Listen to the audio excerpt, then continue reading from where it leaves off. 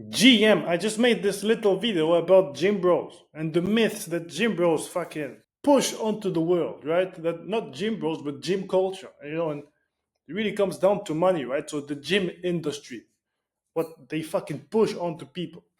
It's a whole lot of bullshit. A whole lot of, it's a cult. A cult where they all fucking do the cult actions, how do you call them? The people that go, they basically sacrifice themselves for the cult. Sorry, that's the dog. So let's get into it. First thing they do, very obvious, you can see it. It's basically the main topic in the gym community is bulking and cutting. So what the fuck do bulking and cutting imply, right? They imply, by definition, what is it? What bulking and cutting? It's a phases. It's two phases that will last probably maybe 3 months, maybe 6 months, maybe 1 year of bulking, and then 3 months of cutting, some shit like this. So what bulking is by definition, it's unsustainable, and cutting is unsustainable as well, right? You're chasing a goal. It's chasing. You're putting yourself in a chasing system, where you're giving yourself this goal of being this fat, so that you gain muscle, and then getting this shredded, which is actually ridiculous because if you want to get very shredded, you're actually going to lose muscle in this equation, right?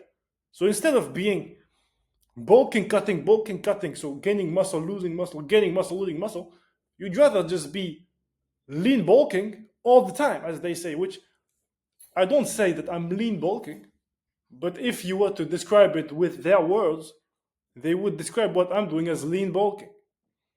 Because I'm always on the calorie surplus, because I always have enough calories in my system so that I don't melt. I always get bigger. If you look at my evolution, I never get smaller. I always get bigger.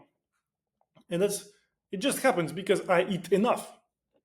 If you're going to cut, it means you're going to be in a phase where you don't eat enough. And if you do this, you're going to be in a phase of high cortisol, high stress, and of melting muscle.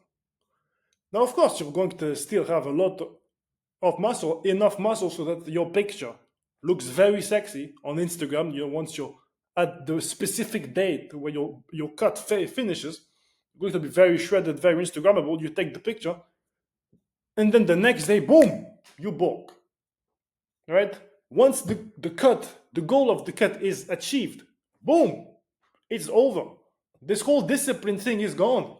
Now you're bulking now. Now you have no limits, right? So yeah, that's what I don't like about bulking and cutting. It's always a fucking date limit. Basically, it could be a date goal where on this date I'll start cutting or I'll start bulking. Or it's a physical goal, like on the scale. Once I get to this number on the scale, I'll do the inverse, which is ridiculous. Like, you get this number on the scale, but it's a lot of fat. And muscle, you're bulking, you're going to get a lot of fat on the fucking scale. So I don't fucking like this bulk and cut system at all. I used to do it when I was a beginner, because anyone that was beginning into the gym in the past 5 years, past 5, 10 years even, got brainwashed by social media, right? You started the gym because you saw people on social media being super fit, and you listened to them because there's fitness influencers with promo codes that tell you to bulk and cut and this kind of shit. It's a culture. It's ingrained in the fucking fitness culture, right? So I did it at the beginning, but it's been 2 years that I don't. I just did the things my way and kept eating way too much. If you listen to them, I'm actually unreasonably bulking because I eat like 3,500, 4,000 calories a day. But I'm pretty lean. I have a six pack. I haven't lost my six pack a single time, which they wouldn't fucking believe, Because in the bulk, you're going to lose your abs in the bulk, right? That's what they think. By eating all this food, you're going to lose your abs. It doesn't have to be this way. I haven't lost my abs for the past 3 years. Basically, since I got them, they never went away. There was one phase where I was actually bulking, where they almost disappeared, and I decided on this day that, do I really want to be so fat that I can't see my abs? I looked at the mirror this day. I was pretty fucking fat. And I was this close to losing the abs. I was like, bro, I'm about to lose the sexy. The whole point was to do it to I can become sexy.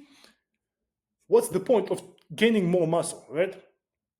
Then I hop into the second point, which is big ass muscle. Why do I want these big ass muscles? Second point. Anyway, and this bulking and cutting system is inherently restricted. So it's unsustainable by definition. You're doing it because you're chasing a goal, right? And you'll never manage to be cutting forever. You will never be shredded like you're cut forever. So doing it so that you can take a picture for Instagram is lying, right? It's not. You're just going to show a persona on your Instagram that's super shredded because you got this shredded once, but then you're never like this again. You know, you just say, "Oh yeah, I did it," but it's not you today. It's never going to be you today again, probably.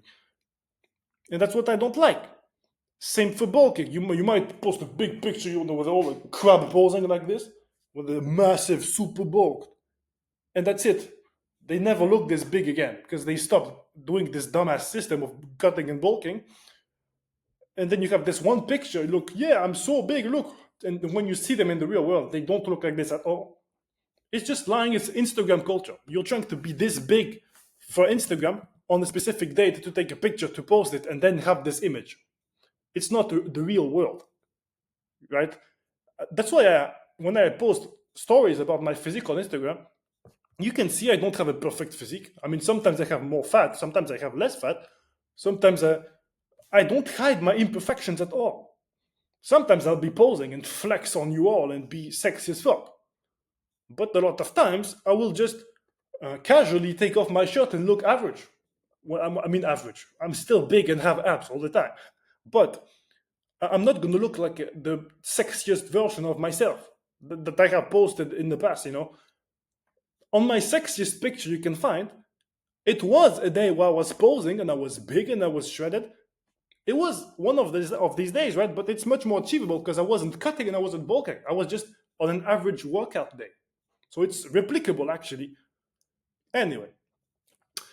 So yeah, this cut and bulk stuff is about making yourself chase something and showing a fake image to the world, and it's inherently restrictive. I don't want to live a life where I have restrictions, right? I have discipline. Discipline is a thing, right? But you can show discipline every day without restricting yourself all the fucking time. And every day, by the way. If you go about cutting and bulking, let's say you're a smart gym goer, right? You bulk, but smart. Not just eating whatever you want at the McDonald's because, oh yeah, don't worry, I'm bulking. Let's say you actually bulk as you're supposed to do it, just eating those calories without enjoying them, right? You're trying to hit 3,000 calories, you're not hungry anymore, but you have to finish 500 grams of rice, right? It's restrictive. I mean, you're forcing yourself to do something you don't want to do. It's not good, it doesn't taste good, you're forcing yourself. And if you're cutting, you want all these foods, and doesn't have to be like unhealthy junk, but it can be you want to eat some more steak, but you can't hit this amount of calories, so you don't do it. You're restricting yourself all the time, which is it's a psychological torture to do it. I experienced it, but I would never do it again. Like, fuck this shit. I go about life thinking that you can die tomorrow. I know someone that lost a very close member of their family at a very young age, right? And it reminded me that you can die tomorrow. You can die today.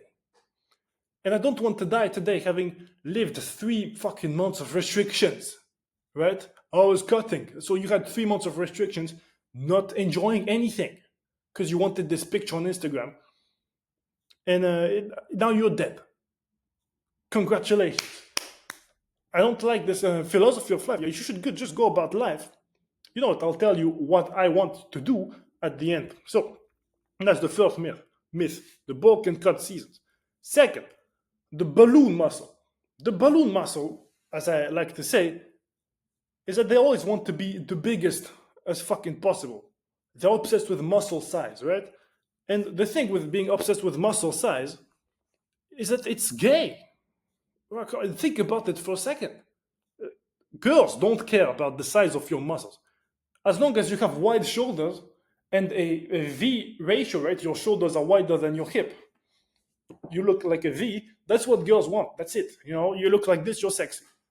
Now, the dudes that want the biggest balloon shoulders, balloon traps, balloon chest, balloon everything, it's gay as fuck. Only other men like this. Only other fucking men like this. Nobody, no women is interested in this. So if you're doing something that only other men like, you're gay as fuck. You can't argue this with me. It's the kind of shit that I was thinking the last time when I was the fattest and I almost lost my abs. It's the kind of shit I was thinking. I was thinking, bro, I almost lost the sexy. I almost got brainwashed by trying to get my muscles so big that I became ugly to get more muscles to please other guys, right? That's what almost happened, and I decided, fuck this shit. The point of fitness is to look better, to be better, to feel better, so that you can be a better partner in the end, or something, right? You want to be a better human, not just ego lift or become. That's what it is. It's ego. You want to look as big as possible, so that other men are impressed because you're the most voluminous fucking dude. It's gay. It's gay. So as I said here, beauty is forgotten. They don't care about. Sorry, zoom out. So as I said here, beauty is forgotten. They don't care about looking aesthetic. I hate the word aesthetic, but they like to use it.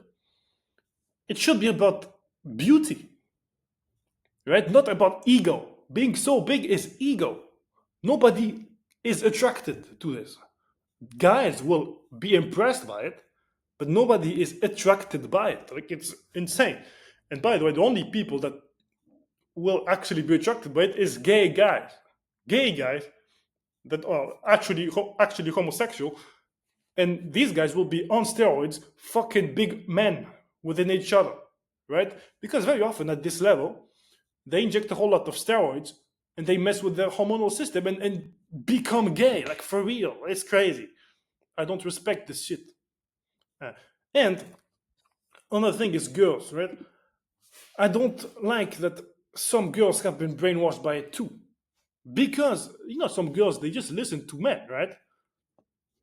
It actually exists that some men take advice from men. So what happens is that usually it's guys in 99% of cases that are massive, but you'll see eventually 1% of very massive girls. And I never, ever in my life found it attractive on a girl. Like, I get it that they have to exist, those big women. You have to have some, so that the statistics are filled, right? These big muscle mummies will exist, but I've never been attracted to this. The only people that are attracted to muscle mummies, as they like to say, as I keep fucking hearing, muscle mummies, is guys who have weird fucking fetishes, porn addicts that masturbate many, many times a day. It's a fetish by unhealthy guys. I'm just gonna turn on the light. Next, rest days. There's this big culture. Not everyone does it. That's not the big guys, right? Because the big guys actually take some rest days most of the time. But a lot of people in this culture will take 0 rest days. I was one of them for 500 fucking days. Can you believe it? And there's this mentality of never give up, bro. Like, keep going. No rest days. David Goggins type shit. David Goggins very famous for never giving up type shit. Running 100 kilometers marathon, 200 miles. I think he also ran in another race, and he was doing it by himself. Blah blah blah. He fucked his knee. His both knees, by the way, and his feet. It's crazy. There's this mentality of never giving up, never resting, blah blah blah, which is it's toxic. I mean, I did it myself, so I can tell you what it does. It's actually a good mindset training. If you're a lazy piece of shit and you want to learn discipline, doing it 7 days a week is going to teach you discipline, right? You're going to learn to do it no matter what. That's what you're going to learn. But apart from this, it's extremely toxic for your system. You're going to have high cortisol all the time, going to be tired as fuck all the time. I was at the gym, at the end of the 400, 500 days, I was going to the gym. I was not doing any PR. I was stuck at a weight I was just going every day because the discipline, they never give up discipline.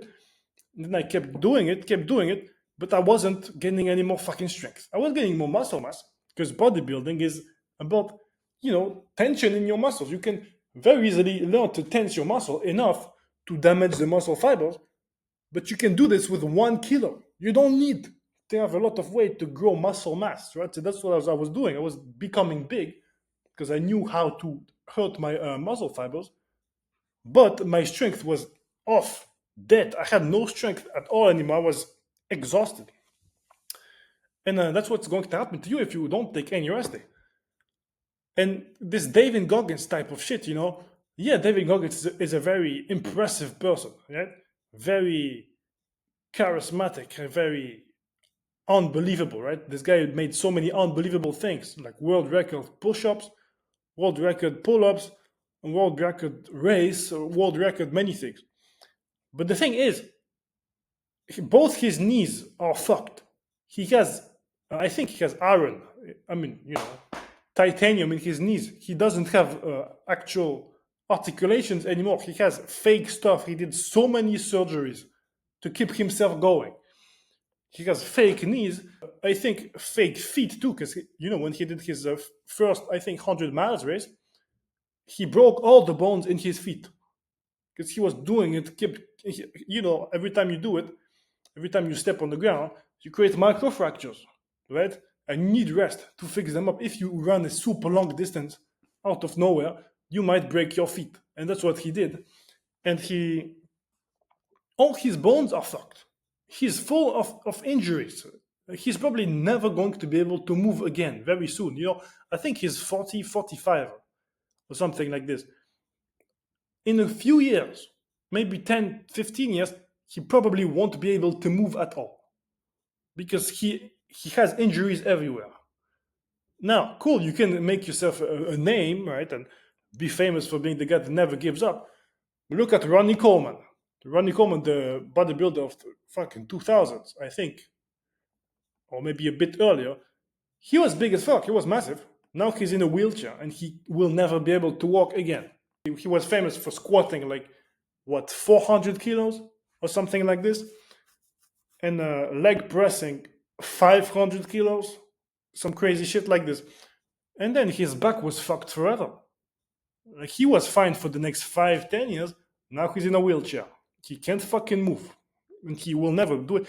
And he actually said publicly that his pain levels are at 10 out of 10 every day. He suffers greatly from it because he was the exact definition of a gym bro, right? Gym bro so good that he became a bodybuilder. He followed the dream, right? Lifting the biggest numbers and shit like this. Now he can't fucking walk. And his pain levels are 10 out of 10 forever, right? I don't think that's something you want to do in the long term. It's something that someone had to do it to gather the data that it's probably not a good idea. You're going to have glory, you're going to have fame if you win the competition, and then what? Then you lose the use of your body, and then you have to depend on other people to take care of your body, right? You were this guy that was so fit, right? The biggest guy in the world, so fit, and now you can't go take a shit by yourself. It's ridiculous. You forget the use of fitness. Fitness is about being able to use your body unrestricted, not putting problems onto your system that you will have to never fix, right? You'll never be able to fix them because you've created injuries, and you just don't fucking do this. Don't work out 7 days a week unless you're trying to mindset train. But if you're going to do this, do it for a limited time, like 3 months, 6 months, and then that's it. Don't push on injuries, right? Next, low body fat under 10%. It's very related to the first one about bulking and cutting, right? Because this comes out of cutting, but it's made very popular on social media that you see super shredded guys with the veins popping out and the muscle fibers coming out, right?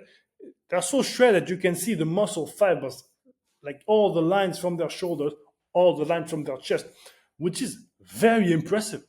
I'm not gonna lie, it's very impressive. I actually tried to get to this stage before I got injured in my knee, right? And then I kind of gave up because I couldn't do cardio as I wanted to do anymore. But it's very impressive. But again, it's not sustainable. And if you get to this stage, it's probably from steroids.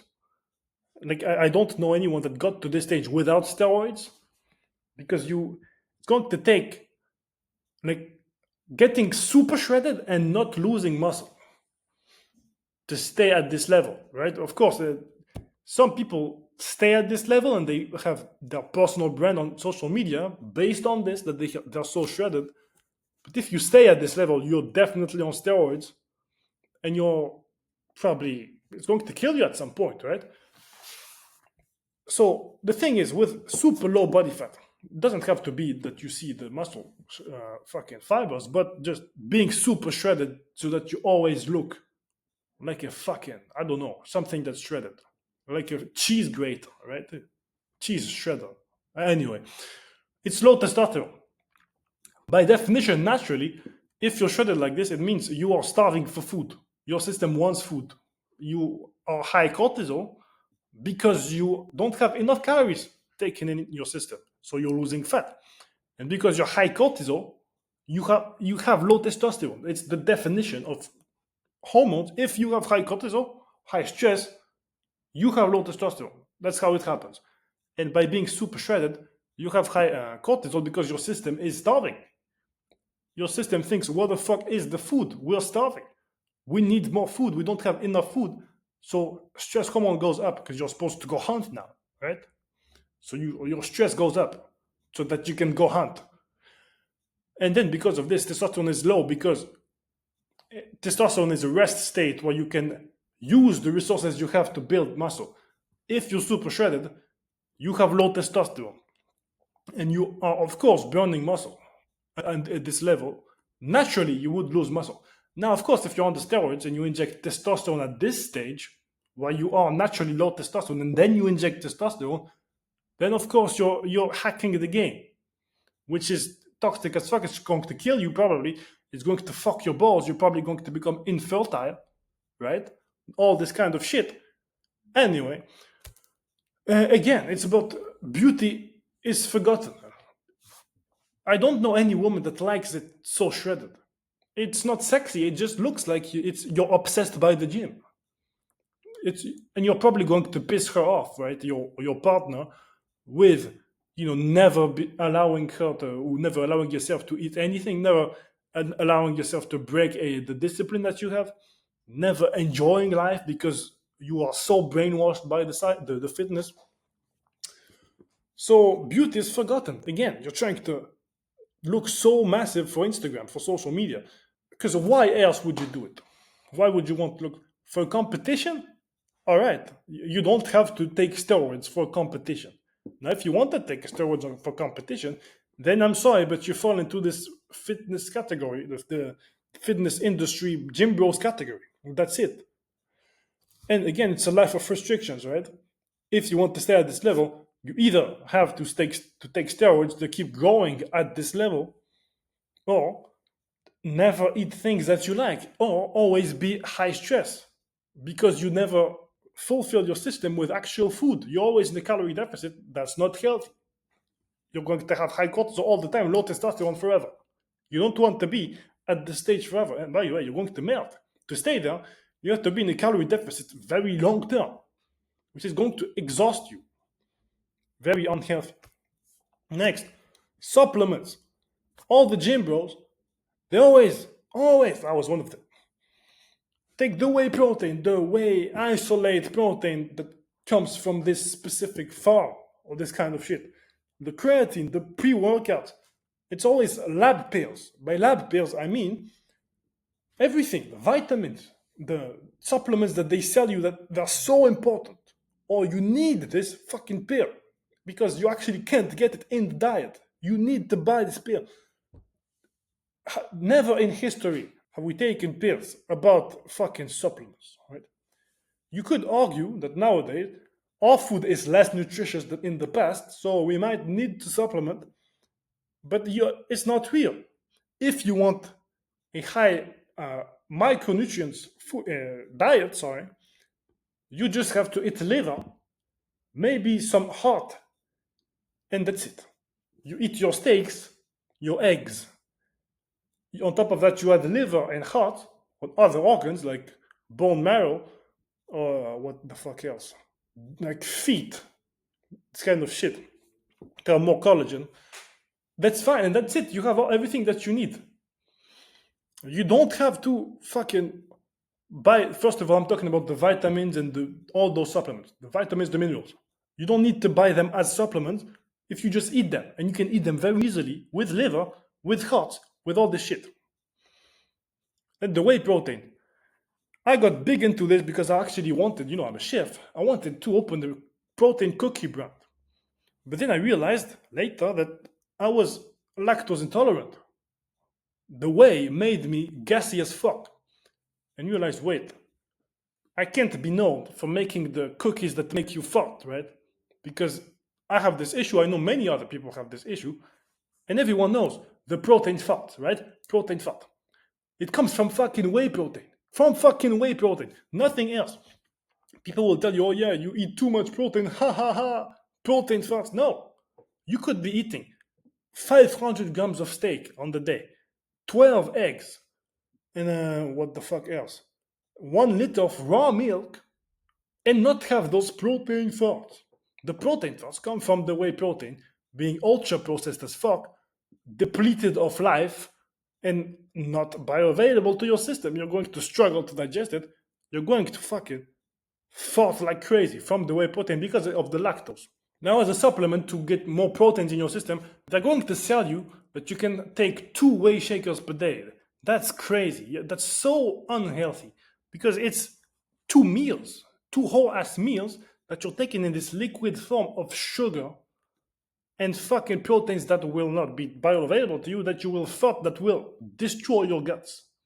You're replacing 2 meals by a gut destroyer of a fucking potion. It's so unhealthy, and also it's just made for money. If you look why whey protein became such a big thing, is because all the fitness influencers from 2017-18, all of them was selling whey protein with a discount code. It's only a money thing. And then, they actually sold it for what, 70 euros, 80 euros, $100? Let's say $100. Do you know how much it costs them to produce the whey protein?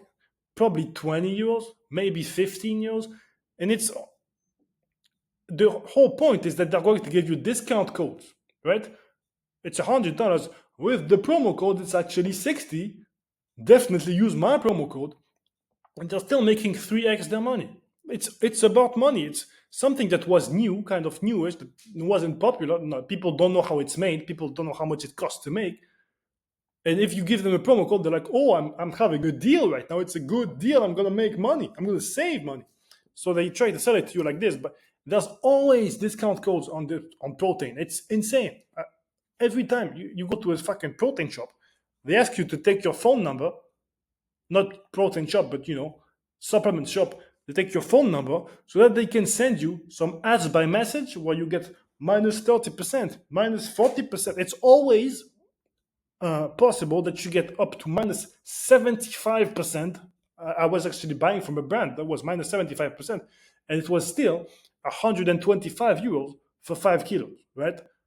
So imagine how everyone that was buying from this brand was taking it from the minus 75% codes, right? It's actually 2 codes added up together leading to 75%, which means that they're still making money. They're not going to allow everyone to have 75% off and not make money. It's a whole system that's based on marketing. Whey protein is just marketed like crazy because it's a money maker. It's the shit that they don't keep from making cheese. All these cheese factories, they have the whey with the water with the whey, which is usually 3% whey in 100 ton of water. It may be even less than this. Maybe 0%, 0.3% whey, and the rest is water. That's how it is. Then they dehydrate it and they remove the whey.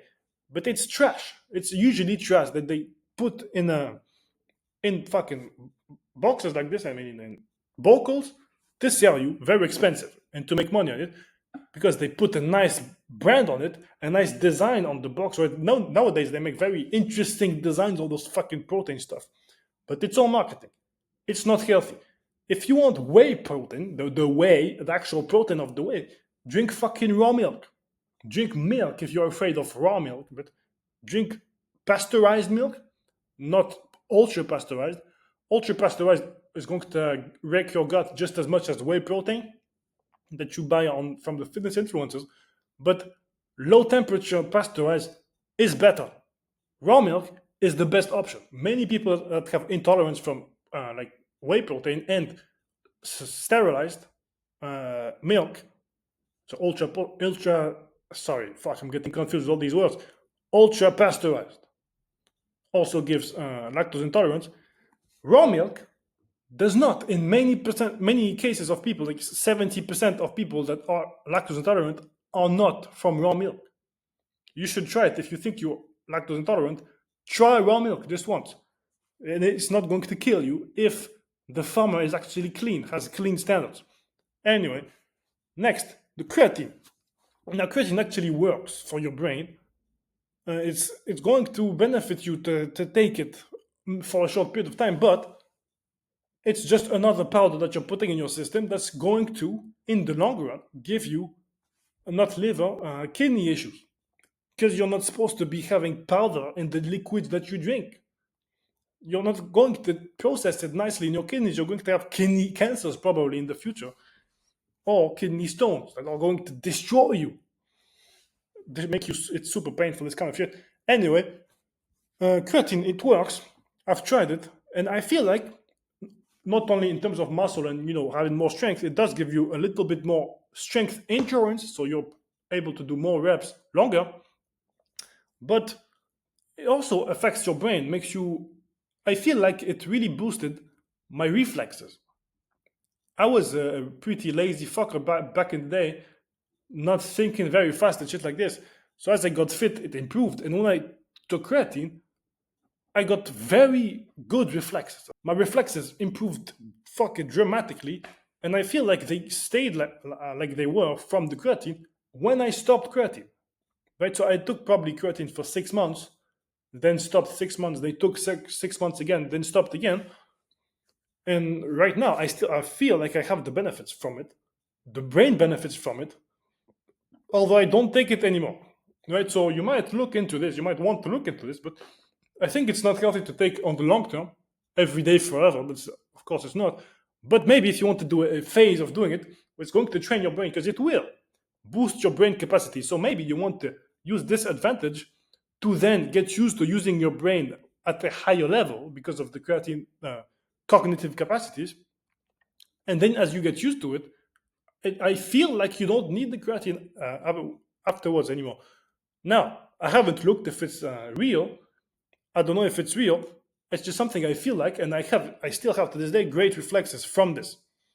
So, might be good, but don't take it in the long term. It's just another powder that they sell to you with promo codes, right? And you'll notice creatine has less promo codes than with the whey protein. Anyway, and another thing that everyone fucking does nowadays, it's not the gym bros, but it's just the thing that happens everywhere. Everyone is fucking doing it. The running craze. It's fucking crazy. Everyone wants to start running. It pisses me off. I hate runners, especially in Paris. Paris is so filled with fucking runners. It's unbelievable. Like if you look at the street, you sit your ass down, you look at the street, you're going to see probably 1,000 runners in 1 hour. It's unbelievable. So next. So what the problem with running craze is that all the people that do it are very skinny. I got actually accused of taking steroids by a runner. He was running 40 kilometers a week, which is a tough fucking ton. He was telling me I'm on steroids because I'm too big. I can't possibly be so big naturally. Because of course, read this fucking thing I just wrote. Running melts muscle into sugar. What you're doing, and while you're running, you put your cortisol high. You're in the high stress state again, as when you have a low fat percentage. You're putting your body in stress. Your cortisol is high. You're in a catabolic state. You're going to burn what you have, so fat or sugar. But if you're a runner that runs very often, you probably have zero fat to burn now. So what do? You need energy from somewhere. So you burn your muscles. That's what happens. You're in a catabolic state of burning your muscles into sugar. It's a process that happens in your body. You can actually burn your muscle into sugar. Which is why runners are super skinny, because they sacrifice their gains, their muscles, by running so much. But they don't know. They don't feel it. They don't. It doesn't. It's not painful to lose your muscles like this. It's just a process that happens. Your muscles melt away into sugar. And then, so as I said, right, cortisol is high. You're going to be low testosterone if you're a runner. And it's not. I'm not trying to insult runners, right? It's the truth. If you want high testosterone, you need high intensity. Cardio is not high intensity. It's very stressful. It's a very stressful activity. And I mean, some people will tell you actually running allows me to cool off after a long day, and shit like this. All right, to your body, it's just stress. I don't mean stress as in mental stress. I mean physical stress. Your body is tired, fucking tired, and burning stuff. You're under stress. And to your body, overthinking stress and physical stress is the same thing. It's both raising your cortisol. If you want high testosterone, you need high intensity. And how do you get high intensity? By either working very hard at the gym with heavy weights, or by fucking sprinting. Sprinting, not running. If you jog for a very long time, you're keeping your cortisol high for a long time. That's not what you want. With high intensity, with sprinting, you're going to have a cortisol spike, but it's a short-term spike. You can sprint for 5 minutes or even less. I mean, by 5 minutes, I mean 30 seconds, 30 seconds, 30 seconds. And then you take rest in the middle so that your cortisol cools off every time. That's very important. You can't have cortisol high on a very long period of time. If you want high testosterone, testosterone is the enemy of cortisol. That's very simple. So only by high intensity is your cortisol going to come back down and going to allow you to have to get into rest mode, because you actually spent a lot of energy for this high intensity exercise. And then it's going to pump your testosterone overnight. If you have good sleep, that's when you're going to have the most testosterone, when you wake up in the morning. Anyway, that's it. That's all the myths that the fucking gym bros try to force on people, and they, or not force on people, but they live by it, and they don't realize it, that it's not the healthiest shit there is to do. It's not because you go to the gym that you're healthy. It's not at all the case. Being big, having big muscles, doesn't mean you're fit. Also, I mentioned this a long time ago in my stories on Instagram, that being big doesn't mean you're fit. Being fit means you can do whatever you want with your body. The very big gym bros, they forget that you're supposed to be able to use your body, right? They get so big that they can't move. They can't touch their back. They can't scratch their back. This kind of shit. You lose all mobility, you lose the whole point. You're brainwashed by the gains. I don't like this at all. Anyway, so that's what I think about gym bros. I go about training in a very different way. I have my clients in my program that lose a lot of weight by not doing all this bullshit. You don't need to do it the gym bro way to get fit. You actually need to do it in the way that makes sense, but people have lost sense in the past 100 years because there's been a lot of brainwashing. Like, you can't blame people. There's been a lot of brainwashing. So you have to adapt to it, and we have to break all the brainwashing that's been happening and rebuild from the ground up, right? From zero. You need to understand what happens in your body hormonally without all the sugar from capitalism. You learn it the way that your ancestors used to do it every day. You copy their lifestyles. Anyway, that's what I teach in my one-to-one program. If you're interested in it, you can book a call in the description, send me a DM on Instagram, ask me questions about it. And if you're a good fit for it, we might take you on and then make you fucking shredded. Not shredded, because I'm going to keep you at a healthy level of fat, actually. You're going to have a six-pack if you listen to me. But like, being super shredded, as I said earlier, is not very healthy. You want to be sexy. I'm going to make you sexy. I can say this for sure. And if you're not interested in the one-to-one coaching, but you just want to learn more from me, I have a school community. I'm going to put the link in the bio as well. That's for $350 a month. I'm going to increase it to $400 as soon as I finish uploading my videos that I have done already. because I have like 20 hours of content on it already. So 20 hours of lessons that teach you about how to get fit, eating whatever you want, not restricting yourself. Because I'm a chef, I like to do shit the natural way. All right. I mean, that's not what chefs do nowadays, but I'm a chef and a health maxer. So I want to teach you to get fit like this, respecting your body, doing it the best way possible, the most natural way possible. So if you want to join the school, check out the description. Otherwise, thanks for watching. Press follow on the YouTube, press like, send it to all the friends and family, and I'll see you soon. Bye bye.